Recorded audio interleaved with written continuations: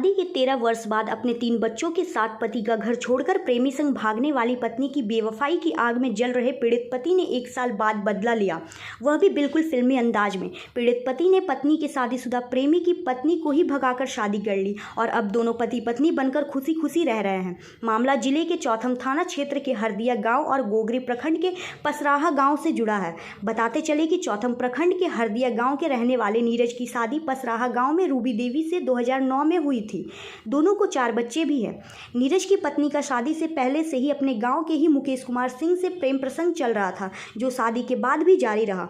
बीते 1 वर्ष पूर्व फरवरी 2022 में दोनों का प्यार परवान चढ़ा तो रूबी देवी ने अपने पति का घर छोड़कर अपने 3 बच्चों के साथ प्रेमी मुकेश कुमार सिंह के साथ फरार हो गई। पत्नी के भाग जाने पर पीड़ित पति नीरज कुमार सिंह ससुराल और थाना का चक्कर काटकर थक गया, लेकिन भागी हुई पत्नी वापस नहीं लौटी। इधर पसराहा गांव में मुकेश कुमार सिंह की पत्नी रूबी देवी भी अपने पति की बेवफाई की आग में जल रही थी, मगर वह घर परिवार और समाज के ताने बाने सुनकर चुपचाप रह गई। इस बीच नीरज कुमार सिंह का संपर्क उनकी पत्नी को भगा ले जाने वाले मुकेश कुमार सिंह की पत्नी से हो गया। फिर मोबाइल फ़ोन के जरिए दोनों एक दूसरे से अपना हाल बयां करने लगे और दोनों के बीच एक नई प्रेम कहानी शुरू हो गई। अब बीते 11 फरवरी को नीरज कुमार सिंह और मुकेश की पत्नी रूबी देवी अपने अपने घर से फरार हो गए और शादी कर ली। नीरज कुमार ने दैनिक भास्कर को बताया कि दोनों ने पहले कोर्ट मैरिज की, फिर भगवान को अग्नि को साक्षी मानकर एक दूसरे का जीवनसाथी बनने का फैसला कर लिया। शादी के बाद फिलहाल दोनों मध्य प्रदेश के एक शहर में रहने लगे हैं। दोनों के 3-3 बच्चों के बदल गए माता पिता।